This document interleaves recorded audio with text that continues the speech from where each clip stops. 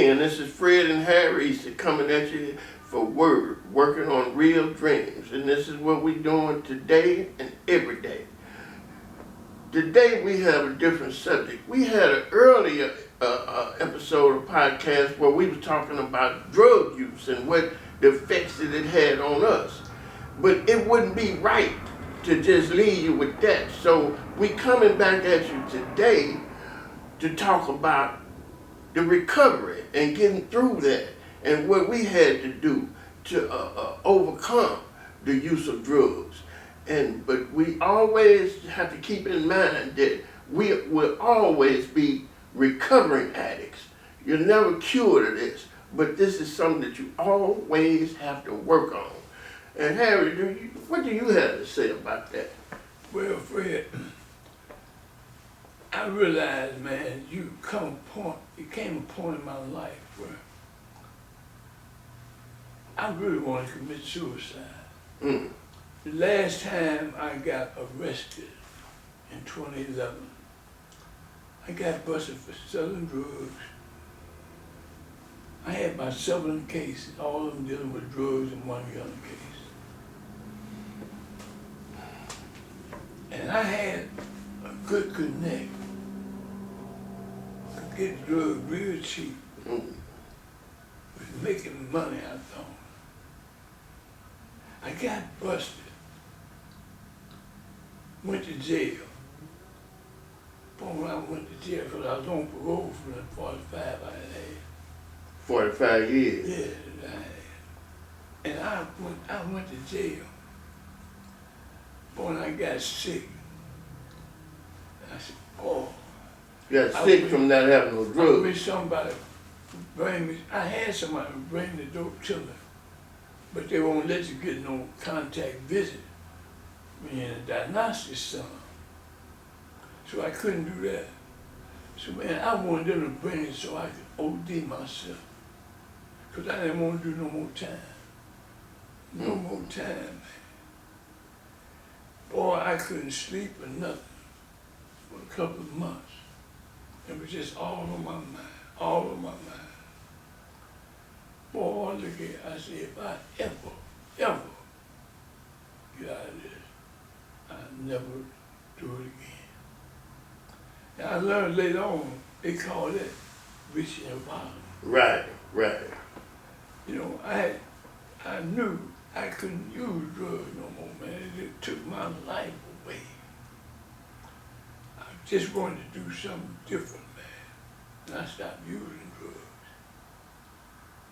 But since drugs is an ongoing process, man,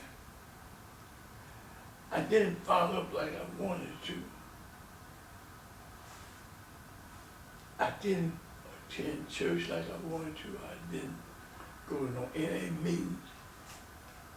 So I didn't really follow any lead to help me stay clean. Oh, you talking before or after this last encounter that you just talked Yeah, about? I'm talking about all this.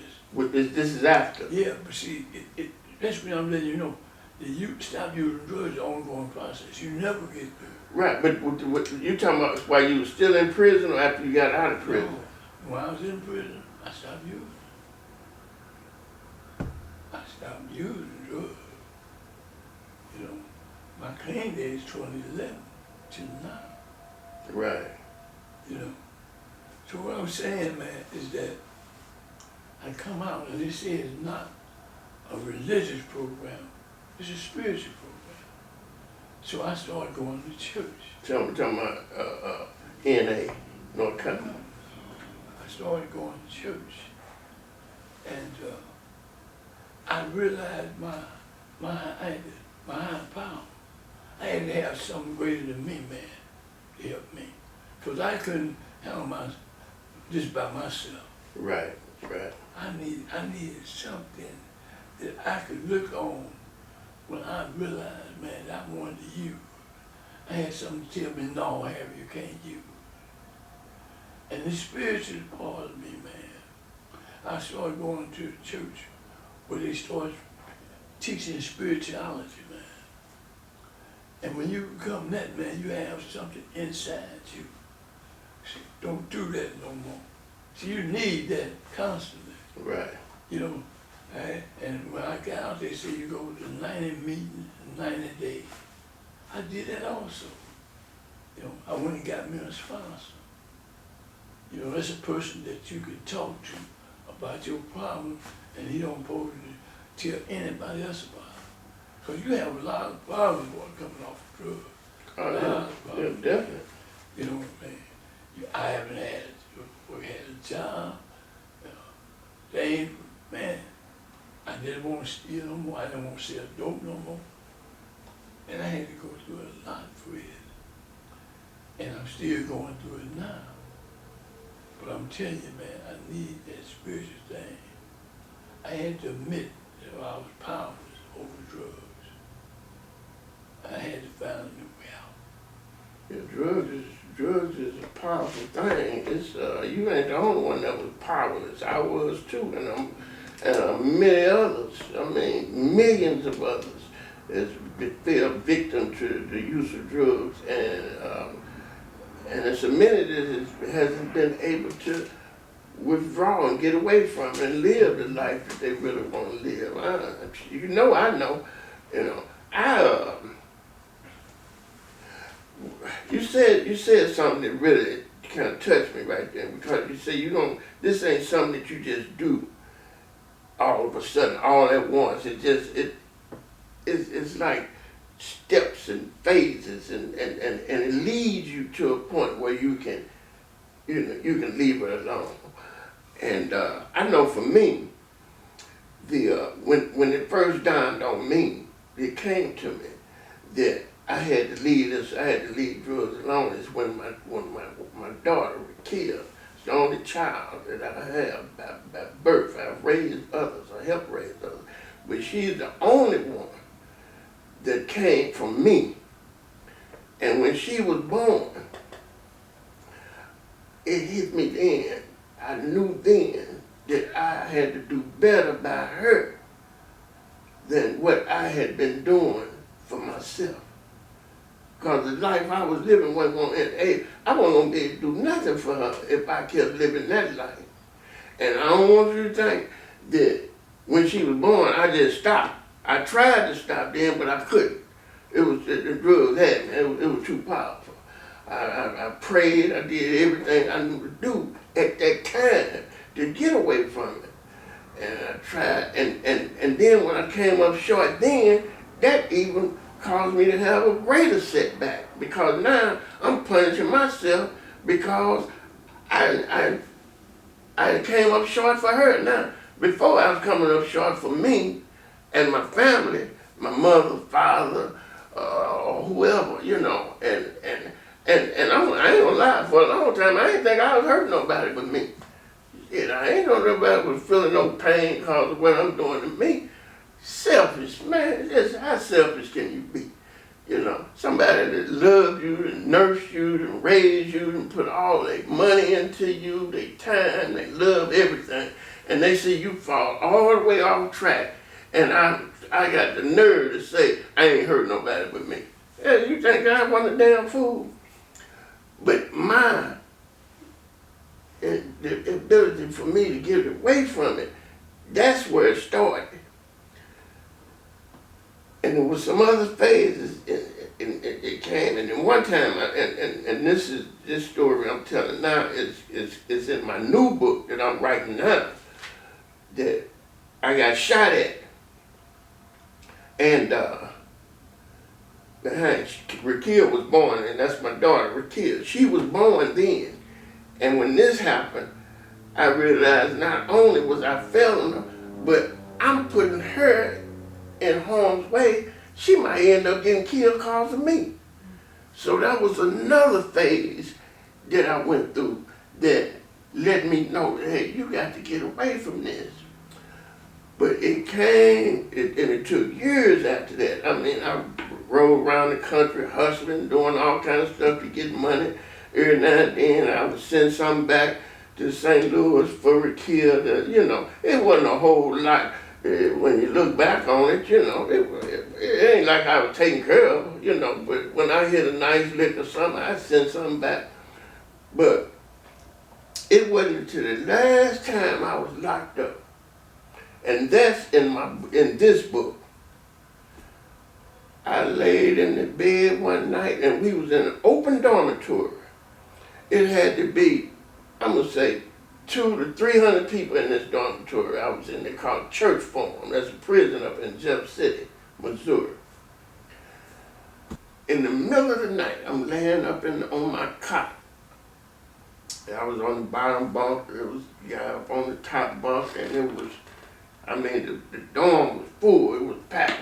They packed us in them places like sardines, So so much so if you fought, the people 3 or 4 beds down the road there here, Somebody might holler, "Hey, stop all that old farting down there." That's how packed we was in there.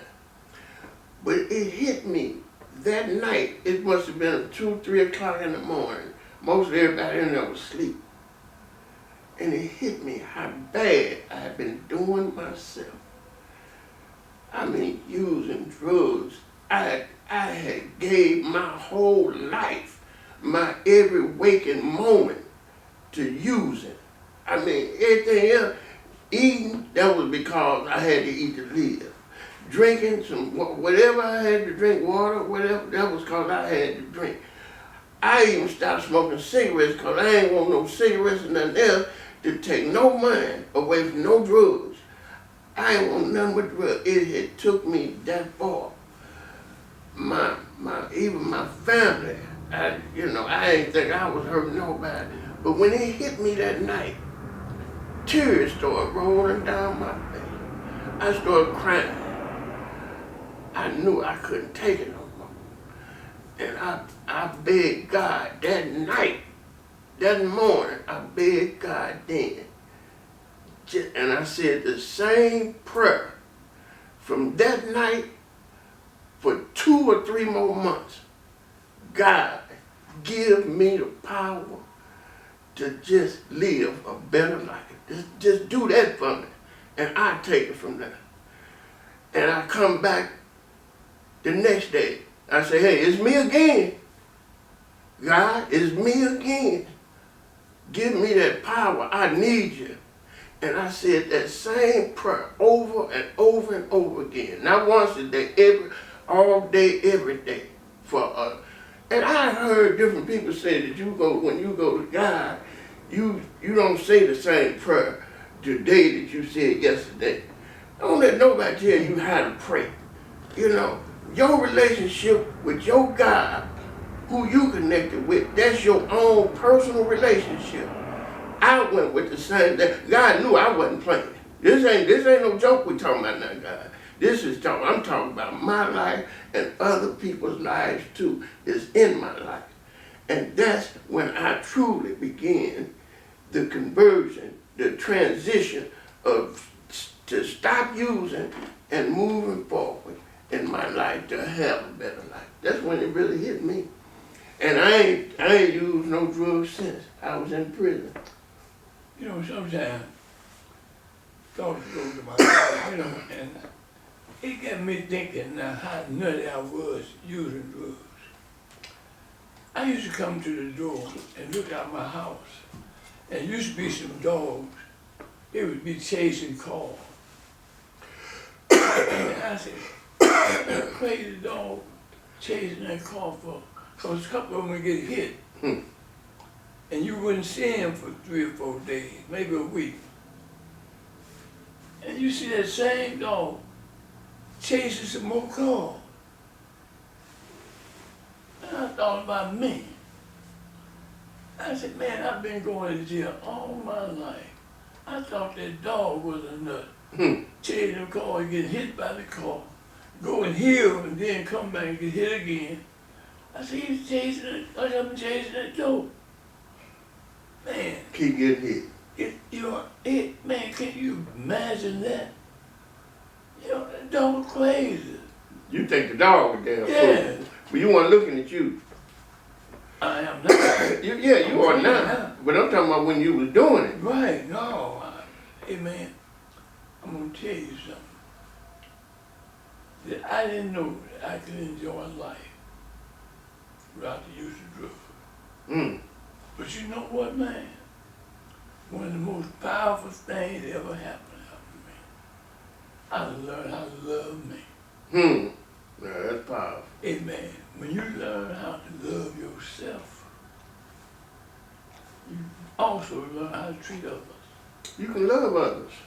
And then, man, you think that you don't get that in return. Love. Yeah. Yeah. Man, you get that in return. Yeah. When you show love and appreciation for others, and that's your favorite saying. Yeah. You always tell people, I love, like, and appreciate you. See, that's a powerful statement there. Yeah. But you know, I said to not everybody, you know, but I know who to say it to. Right, I know what you're talking about. I ain't saying you just go around telling people that. Right. You tell me that sometimes. Yeah, definitely, man. Yeah. Because I learned to love you, man. I mean, drugs took me to a point, man, where it was so first. I didn't love my mom. How could you love her? You I don't didn't love love my dad. I didn't love nobody. Mm. I didn't even love my kids, man, like I should have. You know?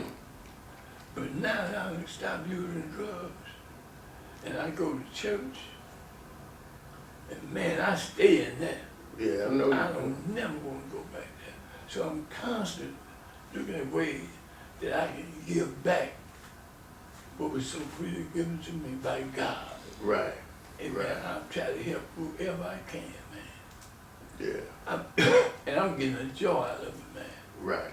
You know, you'd be surprised, man, who you can become if you stop using drugs, man.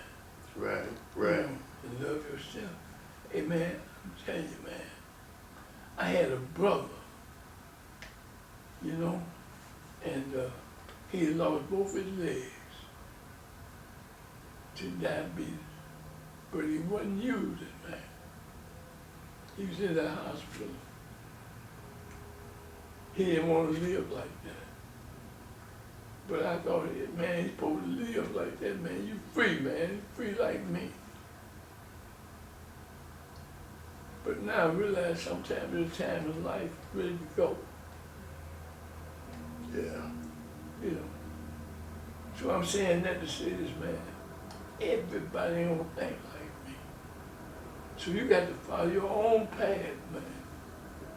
You know, Right. and try to be you, man. You know, we ain't got no true, nothing in life. Fingerprints, nothing. Right. We don't have anything. We all individually made, man. And I'm so glad I'm in these programs to help me. Right. And when I talk to you to help you, I'm helping me. That's right. That's right. Because it does something for me, man. You know, the first time I never said please to a woman before in my life. I done said please to women now. You know, I done apologize. I done asked for forgiveness. Man, it's so powerful now, man. I didn't know I could feel this good doing that. It's freedom. Man, but I'm able to do that today. Yeah. You know, I'm able to understand when somebody else is going through something. Yeah, that's powerful. It's that you evolved and you're taking it. You what you're doing for others is still actually for you. Right. You know, see, the program teaches that, and I want people to understand that that wasn't my route to NA, wasn't my route to recovery. I do go to some meetings sometimes. There's different things that's going on that I want to hear and be a part of, you know, be in touch with and stuff. But that wasn't my method. Everybody have to do things that what's best for them. Right. You know, and because it's like, just like you just said, everybody's different. So what worked for me may not work for somebody else. What worked for me, for them, might not work for me.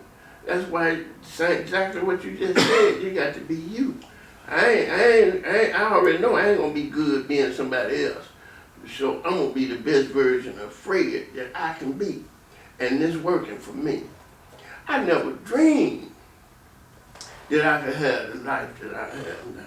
I look back sometimes now and say, damn, how did I even live the way that I live? I was using drugs, getting all my money to somebody that didn't know me, didn't like me, didn't care nothing about. I mean, every day, and I make sure they get it. They ain't had to call me, say, hey, I ain't seen you in a while, where you at? They ain't had to worry about that. I was gonna make sure they saw me and got my money. Somebody, as long as they had some drugs. I can't even believe, sometimes I look back, I say, I can't even believe I lived that life, you know. I made I have evolved so much that I started buying houses and having properties and rent out properties to people, rent out apartments. I ain't gonna say how many buildings I got and all that, that ain't important. But and not only to own businesses, and I own several businesses, own property now that I rent to other businesses, you know. So this is just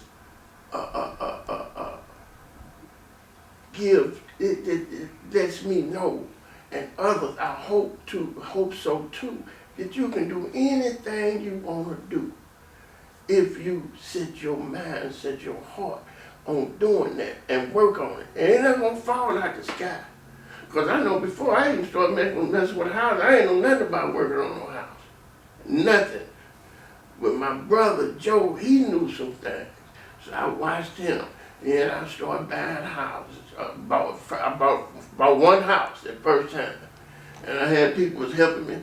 And they was robbing me because they was saying they was doing this kind of work on the house and was doing that, and turn around they was doubling up on stuff, had me paying extra for stuff that I shouldn't have had to pay for. But I was learning, I was getting lessons, you know. So I still appreciate them to this day for being the way they was on me, because they taught me, they made me learn. So I learned how to do plumbing. I learned how to do some electric, some carpentry, and a lot of the things that I don't do, I knew enough to not get cheated on if somebody else was doing it for me. And it worked out. All of it, everything I did, it worked out for me. And not only that, I'm still growing. I ain't stopped. I mean, I might be to reach, I'm gonna be 72 shortly, but I ain't stopped swinging. I'm still trying to do this and do different things and help other people. My daughter's so proud of me, my grandkids, I got a great grandson. They think I'm the best thing ever happened. When they call me a paw. Paw, you gonna come get me, paw. You gonna take me somewhere, we gonna go, I wanna go do this. You got some money, paw? Yeah. And it ain't like it used to be where they had to see you before you could give them the money. They tell you, say, just cash out me that money. I say, I cash out it to you, you know. And I always cash out them a little extra because I know it costs a little something to even cash it, to send it to them, you know. So them kind of things, that makes me feel so good. And it encourages them to do the right thing too and be a bigger and better version of themselves. Because I'm sure, and the same thing I'm sharing with you all now, I share this with them. I ain't hiding what I've been through and the life I live. You know, I took them and showed them. I let them see. I told one of my granddaughters, I said, that's the jail I was in right there. Papa, you was locked up a whole lot of times. Yeah, I was locked up. I told them, read my book. Read my book. You know, and then whatever questions you want to ask of me, just ask me. I'm gonna let you know, because life can be hard, but at the same time, if you work on it, it can be good too, you know. So, but your story, man, I just want you to know, Harry, man, that, see, I've seen both sides of you, you know. And I thought, years ago, I thought you was a hell of a guy. And I was wrong. Because you was I mean, that life you was living was insane. But to see you go from there to how you was living and who you are today, hey man, man, I'm so proud of you, man.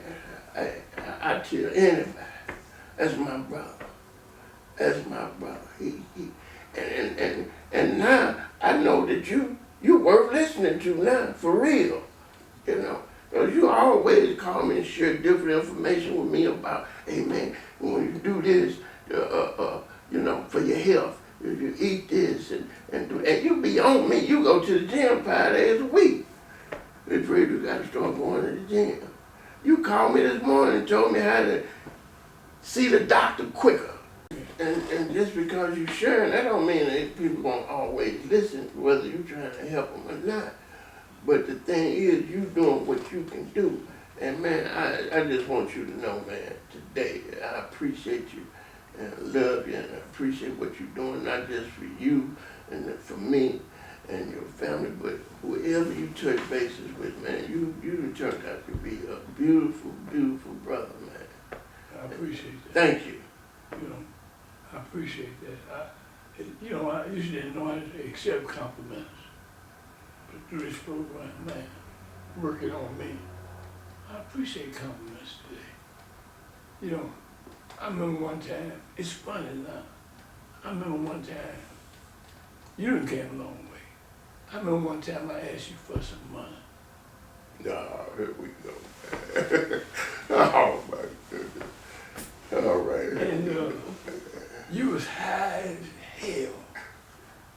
I was broke. I said, Fred, I know you had it probably for the money. I said, Fred, give me $3 to get high. You pulled out your bankroll, I think it was in February.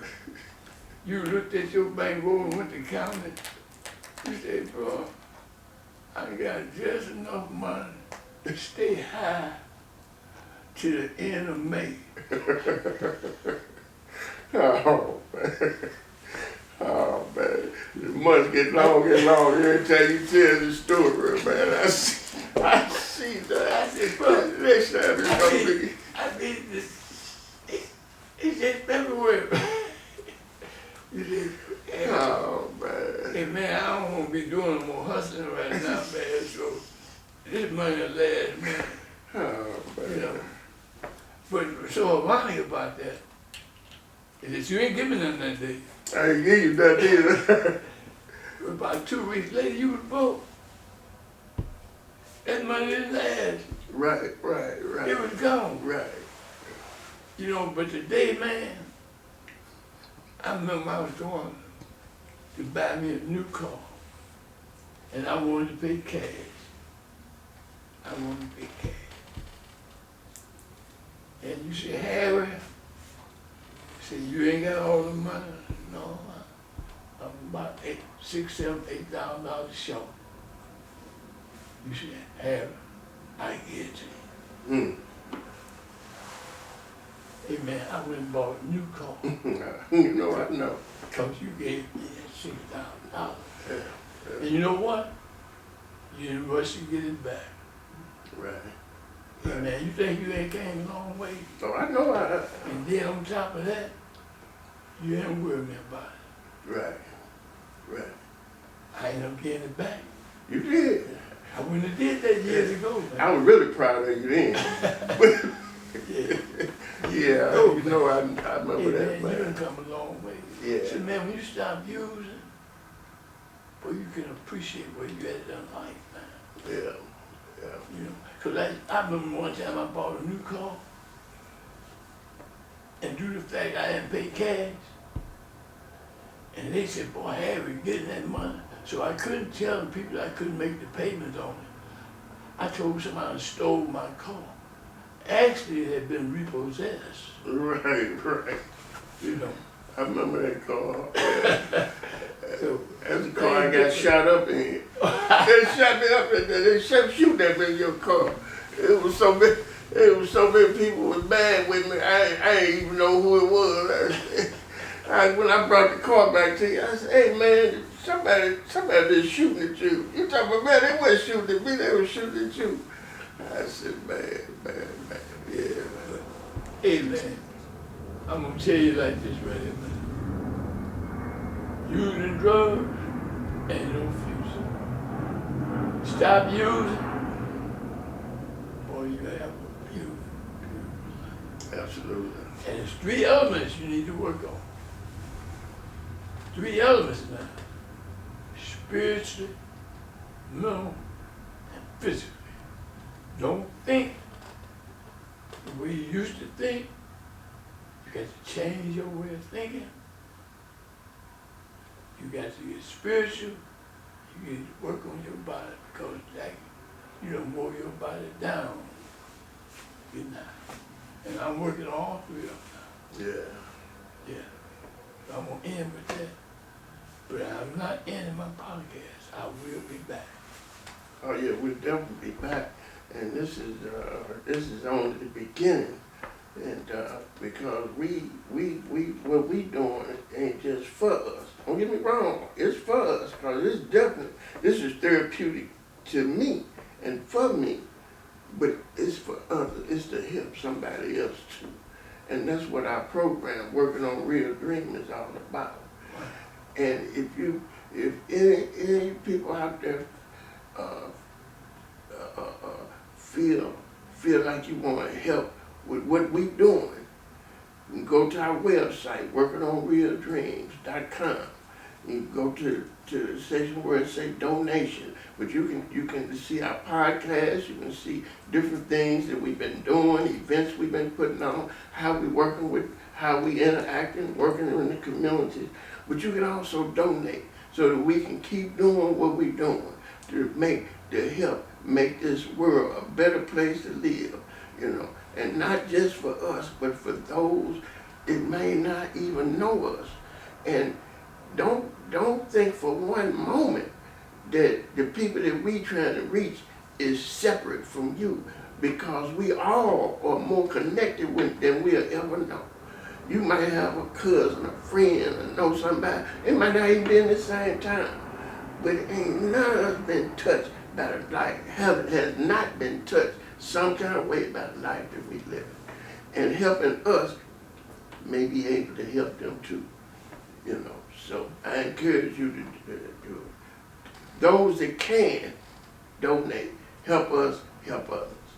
And with that, we can sign off, and we looking forward, and we appreciate you joining and tuning in to us today, and we look forward to seeing you and sharing with you again. And to the end, we love you, and Working on Real Dreams signs off.